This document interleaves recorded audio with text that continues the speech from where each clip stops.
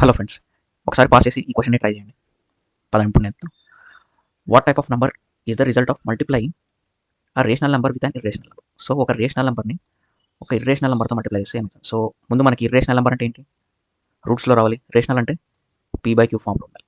So maximum మన మైండ్లో ఇర్రేషనలే వస్తుంది అనుకుంటాం, కానీ ఇది రాంగ్. రేషనల్లో మనకి జీరో కూడా ఉంటుంది కదా, దెన్ ద నంబర్ బికమ్స్